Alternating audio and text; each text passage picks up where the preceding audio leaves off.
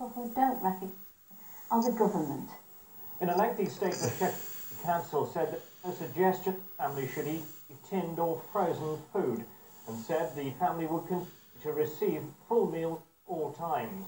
It apologised for a letter which it said may have caused confusion. Cheshire Social Services having find savings of more than £10 million. Trevor Green there.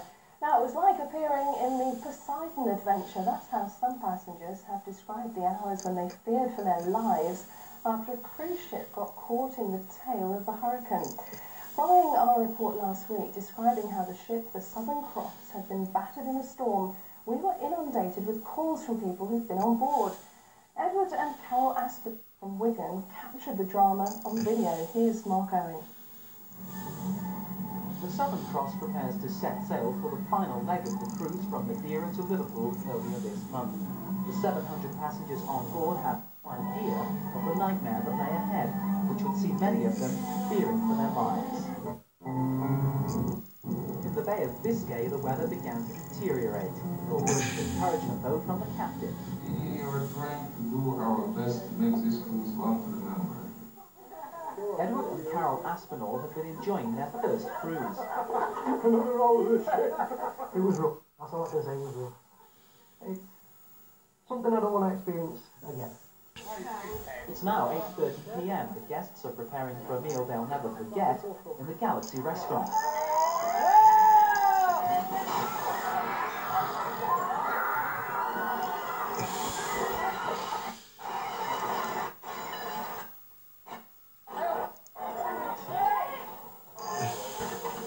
It happened so quick, I think, and then they were just running around trying to help people, and when the engine went off, 4:20 in the morning, well, everybody was in a panic.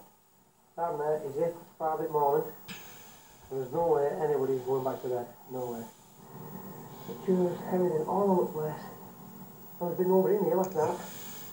This is what's happened to the library. The state of it. Good job there was nobody sitting there on them when she had last night. Just a shot. What's left of it? Everything scattered all over the floor. Good morning, Mr. Knight!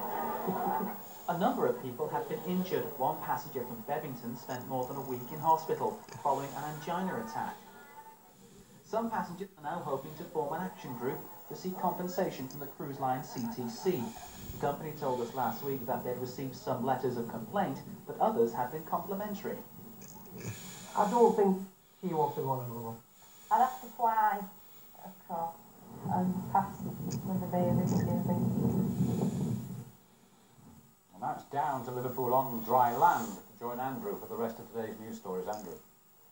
Thank you. Well, first tonight, there's some bad news on employment in the region. The pharmaceuticals company Bristol Myers Squibb have just announced they're closing their factory at Morton in Wirral. It will mean the loss of 370 jobs. The company will now only operate a small research team employing 130 people. 80 dockers in Liverpool who claim they've been sacked in a dispute over casual labour have stepped up their industrial action. The men, formerly employed by Liverpool-based Torside, began their picket of Huskisson docks yesterday. They say the docks using casual labour and the system for overtime payments is being abused. Tomorrow they plan to move to Seaforth docks. No one from Torside has been available for comment. Now the latest on North West Water's bid to ban the non-essential use of water. Their plans have been backed by the National Rivers Authority. At a hearing at Bolton Town Hall into the firm's plans, the RNA said they've been calling such a ban for weeks. The authority also said that because North West Water have delayed the outlawing of non-essential uses, it's harmed the long-term water supply. Liverpool Football Club today proves they have talented tonsils as well as feet. Players are making their own album to raise money for a cancer appeal on Merseyside. The Forget-Me-Not appeal is halfway towards its target of £4 million. It aims to make the Royal Liverpool University Hospital a centre of excellence for the treatment of cancer. Sales of pieces of the famous cock have already raised £200,000. The record will be in the shops in October.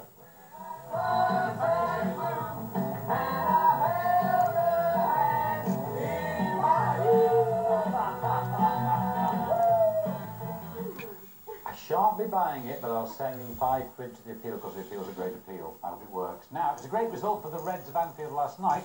But a disastrous scoreline for the Reds of Old Trafford. Liverpool comfortably through to round 2 of the AFA Cup, but Manchester United crashing at the first hurdle, really, despite the heroic efforts of goalkeeper Peter Schmeichel, this time in the opposition's penalty area. Here's Andy Gill. Manchester United crashed out of the UEFA Cup last night against Rosa Volgograd at Old Trafford. In the 16th minute, Niedergaus beat Bruce past the Zernoff, then ran on to the return to put United 1 down. 8 minutes later, Veretennikov made it 2-0 with a powerful shot past Peter Schmeichel. Paul Scholes on a sub for John O'Kane led the fight back as he first supplied the cross to Andy Cole at the far post, and then tapped in Cole's parried shot. In an amazing finale, United pushed everyone forward, including keeper Schmeichel, who got his head to Ryan Giggs' corner for the equaliser. It wasn't enough as United went out on the away goals route. At Anfield, Spartak Vladikavkaz held Liverpool 0-0 draw and dominated much of the possession, but couldn't turn their pressure into goals. The best chance came in the 59th minute when David James bravely saved as Sulaimanov raced in on goal. Liverpool went through to the next round of the UEFA Cup 2-1 on aggregate thanks to goals by Steve McManaman and Jamie Redknapp in Russia. The nearest they came scoring was when Neil Brook hit the post with 3 minutes to go. And more football excitement later on tonight. On to the weather now, and we've had it all today, including hail. In fact, as Bob calls it, a veritable cocktail. Don't you, Bob? If I do, or a meteorological mishmash, or a coated cobra. All right, that's enough. So battling against the elements, here's Fred. With the weather being what it is, I'm well equipped, my wellies on. You see, I've come down to Little Butterworth in Cheshire for the Cheshire Ploughing Competition. We've got a problem now. There's behind me is a beautiful ploughed field that they've stopped ploughing. In fact, they've reached the stage where they're judging it. Beautiful field, as you can see. But we'll find something else to show you, I promise you. I found a plough. Look at this, another plough. Forget the ploughing, look at that. A wonderful traction engine. And it's powering a threshing machine. You see the corn goes in the top, and inside the machine it gets shaken so all the seeds come off, and they can then be turned into flour. And then the straw comes out the other end, all baled. It's wonderful. It's a great machine. You see nothing like it these days. It's supposed to be replaced by combine harvester. I'd love that. But the whole thing would fit in the garden, it'd be great.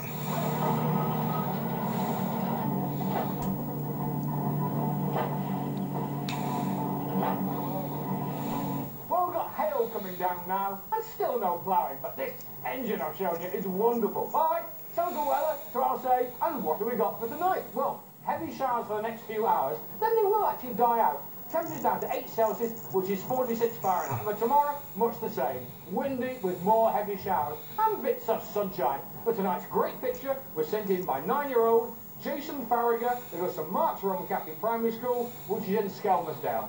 So from the Cheshire Ploughing Competition, have a great evening. I'm so... About time now for a trip down memory lane to bring you the second part of our Coronation Street competition. So have those pens and papers ready, because after this clip we'll be asking you another question. Neckband. You're a widow woman? Well, yes. I thought so. And the caretaker at the Dad Tidings Hall.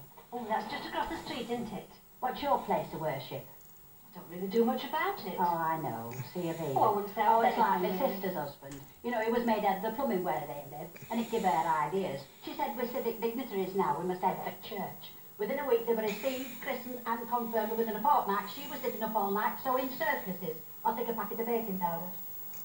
No, we're not going to ask you how many people have owned that shop over the years. We thought that was too difficult. So tonight's question, what are the names of the two